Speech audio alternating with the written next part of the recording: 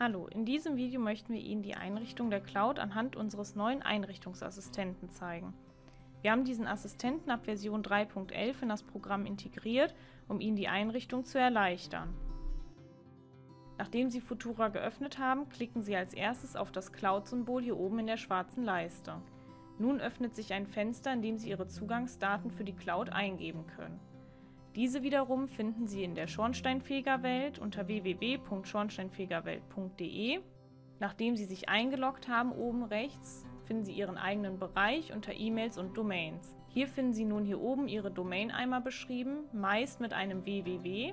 Hier unten in der Zeile von der Cloud finden Sie einmal Ihren Benutzernamen.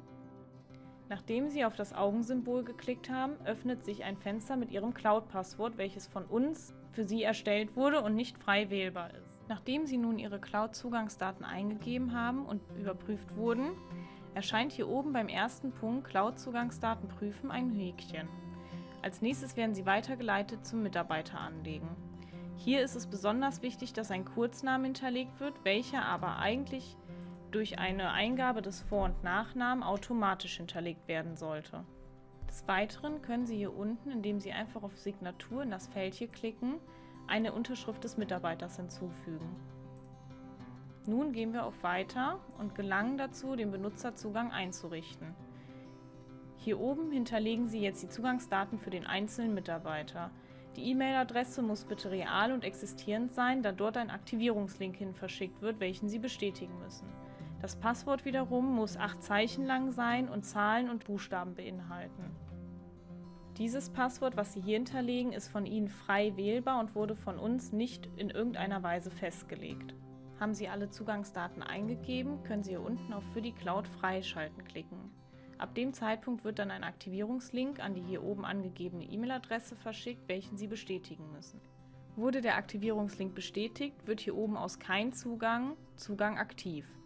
Anschließend können Sie dementsprechend auch noch entscheiden, ob Sie die Abrechnung für Ihren Mitarbeiter per App zulassen möchten. Wenn ja, setzen Sie ein Häkchen rein.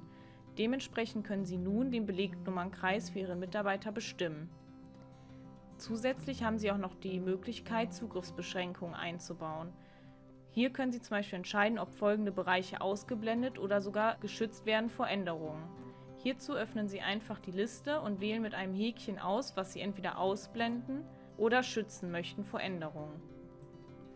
Zuletzt sehen Sie hier unten dann einmal die verknüpften Geräte, bedeutet die Geräte, mit denen Ihr Mitarbeiter sich für die App anmeldet. Zusätzlich ist zu den verknüpften Geräten noch zu sagen, dass Sie jeweils 2 Geräte pro Mitarbeiter belegen können. Bedeutet, Sie können entweder zweimal die App verwenden, zweimal Zweitrechner verwenden oder einmal die App und einmal einen Zweitrechner pro Mitarbeiter. Haben Sie nun die Benutzerzugänge eingerichtet und haben dies abgeschlossen, erscheint auch hier ein kleines Häkchen hinter dem Punkt. So können Sie sehen, dass Schritt 1 bis 3 schon erledigt sind. Schritt 4, die Einrichtung abschließen, folgt nun. So können Sie zwischen diesen 3 Punkten entscheiden, welchen Sie als nächstes erledigen wollen. Wir empfehlen die Cloud-Neubefüllung, um so wirklich alle Änderungen und neu angelegte Mitarbeiter in die Cloud weiterzuleiten. Haben Sie nun Ihre Cloud mit dem Einrichtungsassistenten erfolgreich angelegt, ist das Cloud-Symbol nicht mehr rot durchgestrichen. Wir hoffen, wir konnten Ihnen einen kurzen Einblick in den Cloud-Einrichtungsassistenten geben und dies Schritt für Schritt für Sie einmal erklären. Weitere Informationen finden Sie wie gewohnt in unserem FAQ-Bereich.